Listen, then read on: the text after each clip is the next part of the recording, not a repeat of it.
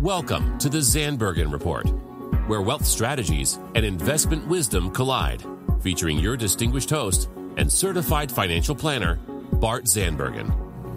Welcome to our show of Dream Chasers and Wealth Makers. We are thrilled to be back in the studio today with a new episode of the Zandbergen Report. As your host, I'm proud to bring in the movers, shakers, and difference makers who are passionate about sharing what they have learned and what you need to know today. Today, I'm really pleased to have one of two guests so far, Dan Houtz. Dan, thanks for coming in. Thanks for having me. He's clearly the mover today. He got here in time. Yeah. And we'll give Billy his fair share of grief when he finally makes it. But anyway, Dan, thanks for carving out time and making it to the show. No problem. So, Paul, any guess where I know Dan from? Let's see. Where does he know most of his guests from? It must be hanging out at the bus depot. No. The 5 a.m. gym crowd. 5 a.m. gym crowd. Same kind of crowd that hangs out over there. Yeah, pretty much the same crowd. So, what I think is interesting, and Dan, I'd like to kind of talk about, so when I think of just overall fitness, I think of kind of a three-legged stool. I think of training, nutrition, and then supplements. And not that they're equal, because I do have I have an opinion on what I think is most important, or at least where you get the most value. And it's not what most people think. It's not training. Right. You can train your brains out, and if you're not eating right or taking the right supplements, you're really not going to see any result. Yeah, absolutely. So, I mean, everybody's different, but for the most part, yeah, absolutely. Yeah. And actually, that's a really good point, too. And that is, I think, more on the nutrition side and on the supplement side. I don't think there's one silver bullet. I don't think there's one diet that works for everybody. And you know, you and I could name 50 in a matter of 30 seconds. Yeah. And I don't think one's going to work for everybody. Yeah, absolutely. In our just in my office alone, I mean, people are constantly trying new diets and, a carnivore diet or whatever it may be. Right. And honestly, I mean, they don't usually. I think if you're looking really, really, really hard first at a diet before you actually have the work ethic to be working out, or, I mean, not the speed that we go at 5 a.m., not everybody's going to wake up at 5 a.m. But I think unless you have that in the first place, you shouldn't be looking for diet first as a drastic change. Right. Everybody that's in my office tries to do these diets first, the guys at least. Yeah. And 0 it lasts to 100. about, right, 0 to 100. They went from Taco Bell and McDonald's to, eating 100% clean as much as they can. They feel terrible. They don't have energy to wake up in the morning to work out first, and, it just fails within 2 weeks. Can I point out something here? Somebody snuck in. Yeah, so I'm faced with a moral dilemma, Paul. Do I pretend that nothing happened and that Billy's been here the whole time? No, because they could tell in the video he walked across it, he slid in. Or do I say in 2 years he's the first guest that's actually walked in after the show starts? So which do you think? I think you should point out the last factor, because these guys are all about... And if Dan knows me, that's 100% These guys are all about being disciplined and sticking to your regiment, but he couldn't stick to the regiment today. Bart said, Billy's not here yet. I'm like, yeah, Billy won't be here for He's on Billy time. If there's anything about me and Dan, Dan's the guy that shows up 45 minutes before the workout to warm up, so by the time it starts, he's fully ready to go. I'm the one that shows up 17 minutes in and is just doing maximum weight with no warm-up. So, trying to get unfortunately, that's how it is. Anyway, the gang's all here. Billy, thanks for showing up. Absolutely. So let's do some introductions. You get to go second, Billy, because you're late. You got it. This is going to be a theme of the show. I'm ready for it. So, Dan, you have you tell about your company and then kind of your history in the supplement, nutrition, fitness business. Yeah, so I do two things right now. So I'm part owner in a brand, Golden Era Nutrition, which stemmed from the manufacturing side. So we do contract manufacturing for sports nutrition, regular health, supplements, any powders, capsules, tablets, doing sales for them, and just absolutely love working out. And this was a great direction to go if you do supplement. And you said contract. So do you have your own brands, or you're just the? I have a brand with my partner, but contract meaning big, large third-party brands. Everybody thinks that these brands, they make their own products, which just isn't true. It's like clothes. Like the clothes label isn't. They don't make all their clothes. Right. Yeah. Nike doesn't have their own factory and make their own clothes in America. Right. So basically, we make products for a lot of these big third-party brands. Yeah. And then Billy, how about you? Yeah, so I mean, I've been in the industry for actually 13 years. So I took a high school, job and turned it into my lifelong passion. I've been my own business owner for the last 5 years. So I have 2 retail stores. I have my own product line that we actually, make all the formulations, and then we contract it out to a place like Dan's type of facility and have all of our products, in-house. We carry other third-party brands as well, but that's the core of our business. Right. And both of these guys, speaking personally, these are my go-to guys. So I get my supplements from both of them, and most of my knowledge on supplements. Sometimes I have to tone Billy down a little bit because it's like me talking finance to someone that doesn't know finance that great. Oh, yeah. Billy will go like, whoosh. The other person's definitely getting bored before I do, so I got to tone it down.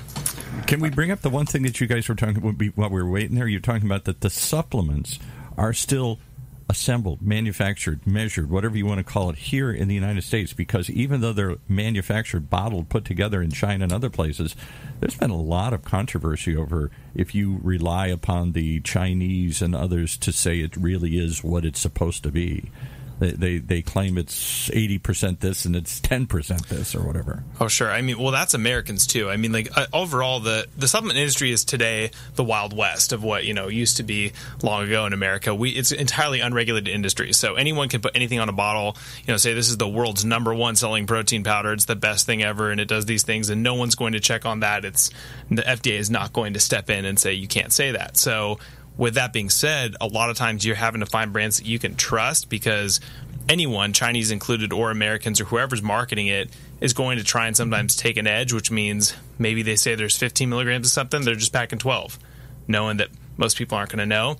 Or maybe they're adding something extra to make it a little bit stronger. And that's actually been, over the years of the sports nutrition, as long as I've been in it, there's constantly been brands that are racing to, all try and do the same thing, whether it's adding an extra, version of Adderall that no one knows it's an amphetamine to their pre-workout to make it crazy strong, or everyone's taking and adding chicory root to a protein powder to basically make it the cheapest protein by adding in a carb that's non-insulin impacting. So there's always people trying to go for an angle, and then there's also always going to be brands that are trying to make a good product and sell that as well. So yeah. So you hit on something I think would be really interesting to the listeners. There's many different categories of supplements. Sure. We've talked about pre-workouts, protein powders, and then there's recovery. What in the professional world, what are the kind of the basic categories?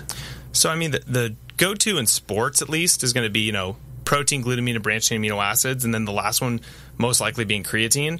A lot of people, usually creatine's a hot button for people. They're like, oh my gosh, creatine, and what they don't know is the creatine's been approved by the Olympic Committee since 2010 in the Winter Olympics, and 2 cups of coffee is banned by the Olympic Committee. So if you have over 180 mgs of caffeine, you'll get disqualified. You can have all the creatine in the world, you're totally fine. And so the Olympic Committee is one of the most strict committees. That's why I bring them up. Yeah. So creatine is actually a very safe supplement. It's a little bit of an aside, but yeah, those 4 would be the core categories for sports nutrition. It's definitely been around the longest too, and studied the most. Yeah, there's enough heavily information studied out there. That's for sure. We just got to get your other guest a little closer there. Okay. Right there. So I would categorize, from where I stand, just as a user, I'd categorize those as like sports, like enhancement. But then beyond that, I know that there's pre-workouts, there's post-workouts, and then there's just general health. So how do you categorize those? Where does booze fit into that category? Oh, yeah. Well, I mean, if you ask Arnold in his heyday, he would say, a good shot of vodka pre-workout for vascularity, So, so it just depends on who you ask. But I know someone that takes tequila before their workout. See? Before workout? Bart was laughing at me here, but I know what I'm talking about. Yeah. But, if you're trying to step on stage, IPAs aren't going to help you get there either. So I want to just clarify that as well. But ultimately, you're going to look at a recovery as your main aspect as an athlete. So protein, glutamine, and BCAAs are all leaning towards that one. Okay. So, I mean, recovery is the biggest side, because a lot of things is, a disciplined athlete's going to be able to give it their all, and it's more just, how am I going to bounce back so I can do it again tomorrow? How am I going to be able to go 110% tomorrow? That's usually what elite athletes are coming to me and asking for, is recovery. People that are newer to the gym are looking for pre-workout. They're looking for something to motivate them to go farther, to lift more, to, do all these things. But, usually elite athletes, especially if you're running a lot, swimming a lot, or doing something that's going to require a lot more cardiovascular taxation, you're not trying to ingest 500 milligrams of caffeine pre-workout. Your heart rate's already through the roof. So most serious athletes, I'll say, is they're going to focus on recovery. Pre-workout's going to fit into that kind of just, that liquid motivation to give you what you need to get out there and do your best in the gym if you need the motivation. Yeah. So can I ask a really dumb question? Having not worked out like you guys have worked out, I understand stretching and warming up, but I never thought I have to take supplements before or after. I don't really understand what the purpose or what supplements do. So just back up a little bit. I mean, the whole reason we have supplements to begin with is because a lot of the food that we eat, if we were living, on farms, this is, the 1600s or something, we would have all the nutrition we'd need in our food.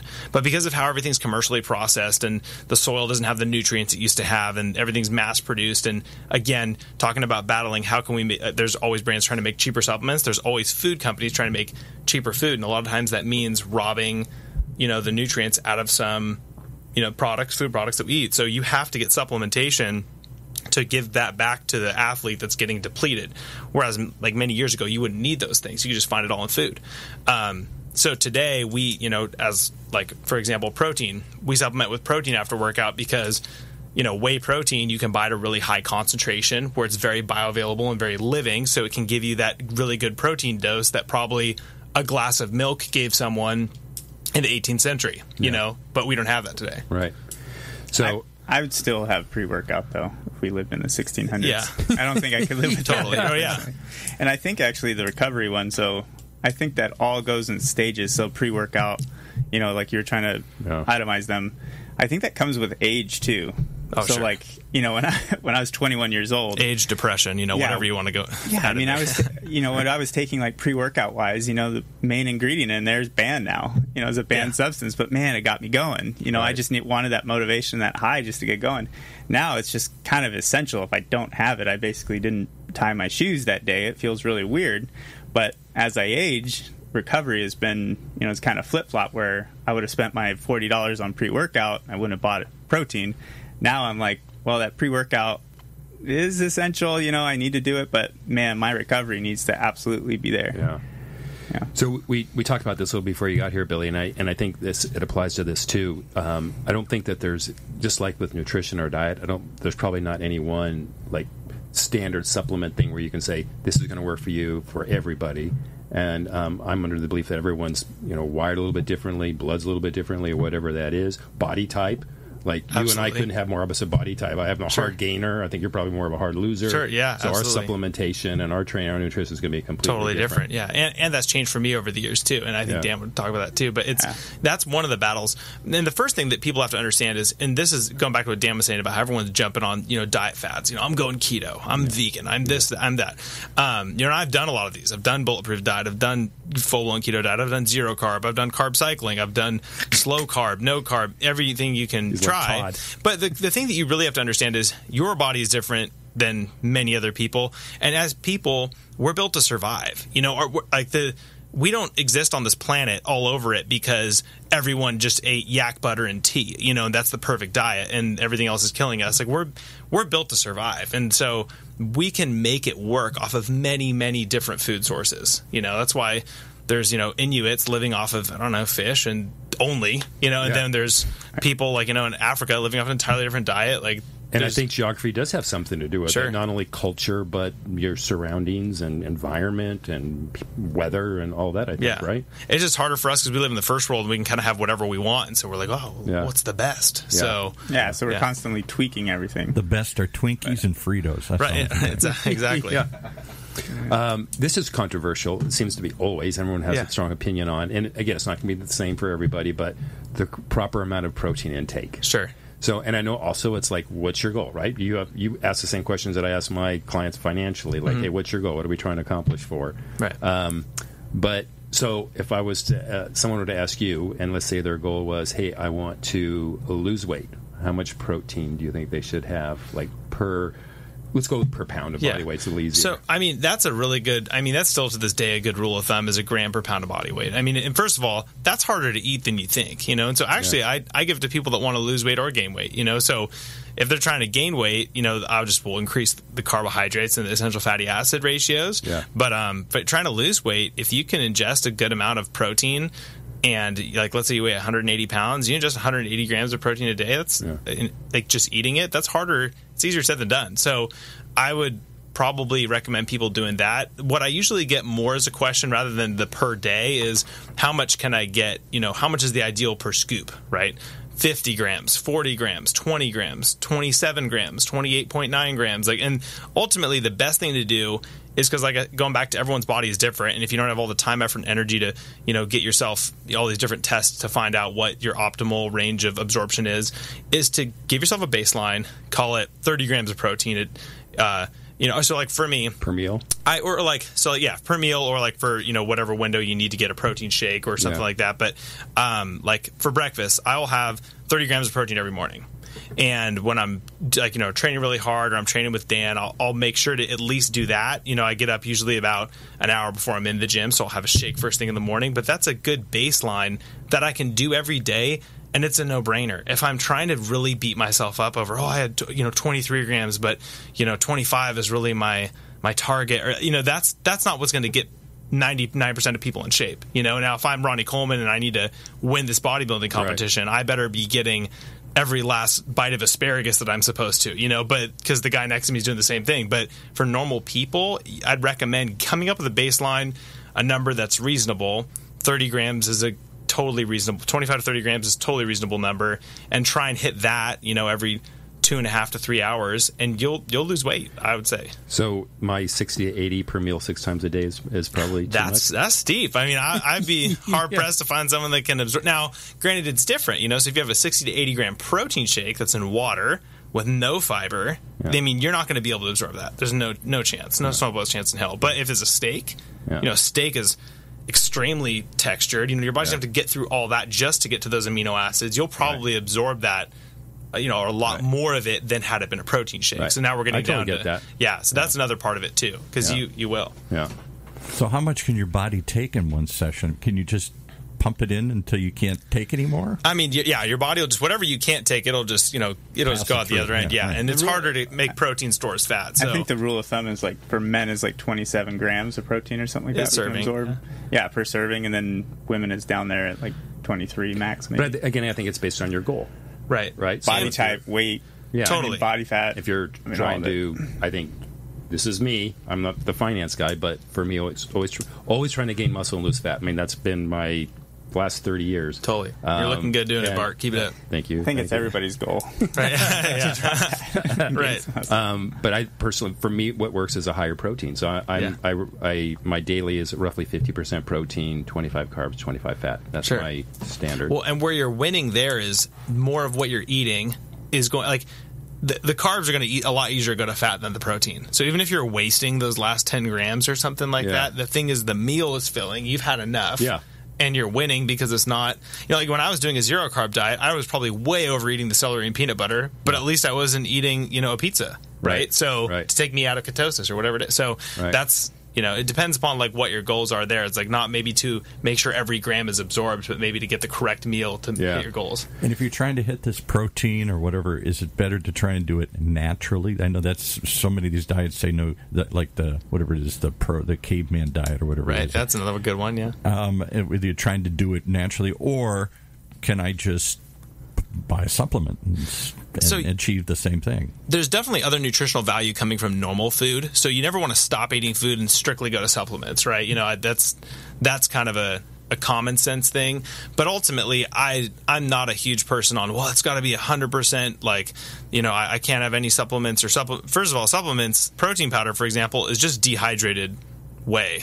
There's as soon as you add the water back to it, it's natural. So I mean, if you're getting a good concentrate, now if you get some crazy hydrolysate whey that's been ion exchange transfer, there's different things that they've done to it to process that food, but for the most part it's just dehydrated food. There's nothing ultimately wrong with it. Now it'd be better if you could literally have every single meal prepared and all that kind of stuff, but at the end of the day the supplements are going to get you a good, I'd say 75% of the way there, even if that's a lot better than eating a bag of chips. Yes, 100%. And I think, that's why I do it, from a time standpoint, from a convenience, and to try to get my protein quota. Yeah, sure.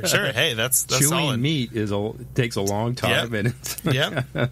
absolutely. Yeah, if you're eating it healthy too, it's absolutely covered in barbecue sauce. Well, there's a difference. Yeah, that would be a lot easier. Oh yeah. So much to cover, not that much time left. But hey, help explain the difference now. There's like the word supplement. There's the word nutraceuticals. Dan, you've taught me nootropics, and I think that maybe falls into one of those categories. So kind of a basic rundown on those. Yeah, so nutraceutical is just an open-ended word for the supplement industry as a whole. So a pharmaceutical is chemical compound made in a lab, right? Nutraceutical is something from Earth that has been maybe processed to become stronger, but ultimately is some extract or food-based product. But there can be chemicals with it. So for example, Solar A, if you go shop for Solar A, it makes great vitamins. Awesome company. The company's called Nutraceutical. It's funny. Yeah. But there's two kinds of Solar A products. Oh, there's actually more now. But you can get a green cap, which is literally just, so let's take ginseng, right? Korean ginseng. You can get ginseng non-processed. So you can just basically just ginseng ground up and put it into the capsules, and you take it. You got to take a lot more. Or you can get guaranteed potency ginseng, which will have the red caps. Those are way less milligrams. You might only need to take one. It'll be 5 times stronger than the green one. So they've cooked that one down. They've given HCL'd that down to a very concentrated version of the ginseng. That's not natural. You can't go find hydrochloride treated ginseng out off a tree and eat one. But at the same time, it's a little more potent. So it comes down to the customer and what they're really looking for. Some people are like, I will never touch that synthetically created thing. Or some people are like, hey, I need what works today. Yeah. So, All right. And then nootropics.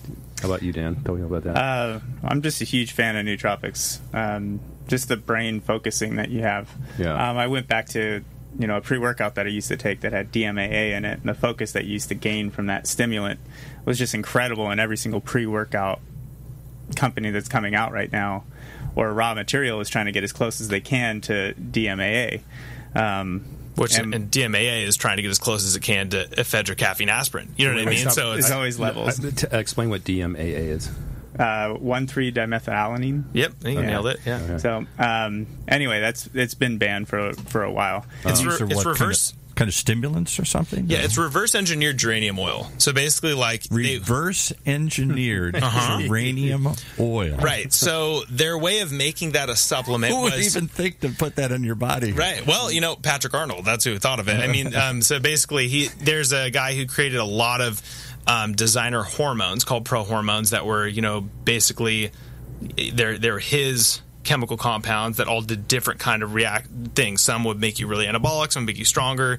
And one of the last things that he's done, and you can search podcasts that he's been on too. He's a brilliant guy. And so geranium oil is one of the ones that he had promoted for a while. Now, it is by no means natural. Like, he just took geranium oil from the strength of what he wanted and found a way to make that, and then without getting too deep into the science, it's reverse engineered geranium oil, but it's very strong. And the reason why it's so strong is you have alpha and beta adrenals. So you have adrenals that are go straight to your brain, and you have adrenals that go to your heart. It hits both of them. So there's 4 of them total, and it hits all of it. That's why you totally wake up and you're wired. Whereas caffeine, from coffee, is only an alpha stimulant. It's not giving you much beta stimulation. So when you say nootropics, is this sort of like psychotropic drugs? Is this something not as full blown? No, I mean, it's definitely not psychedelics. They're made for mushrooms, man. They're made for focus and memory and short term memory and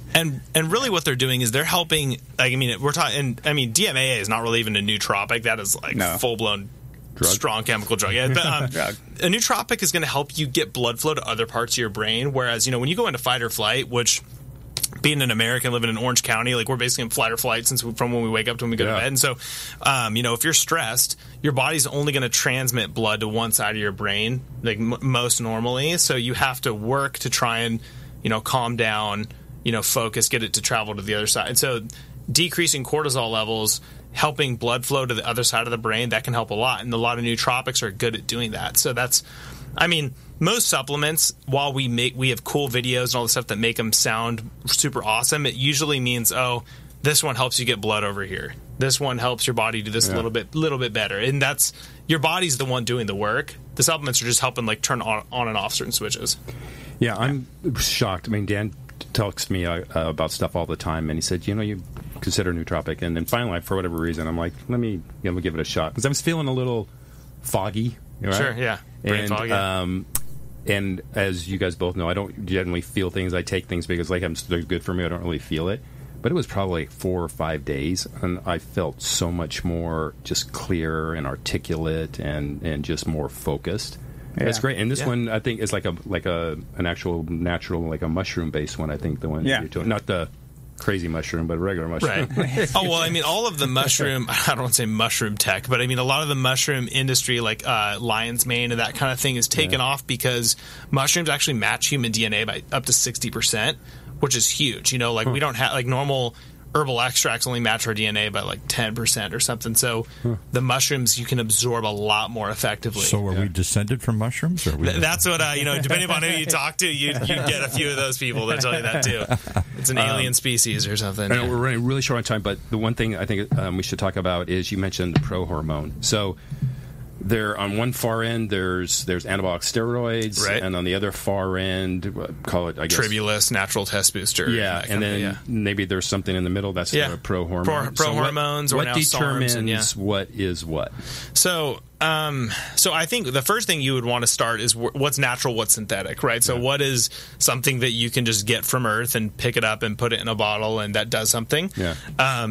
And then what is synthetic, meaning what is someone made in a lab that is going to, and some things are similar, like caffeine you can make in a lab or you can get from coffee, basically the same caffeine anhydrous type compound.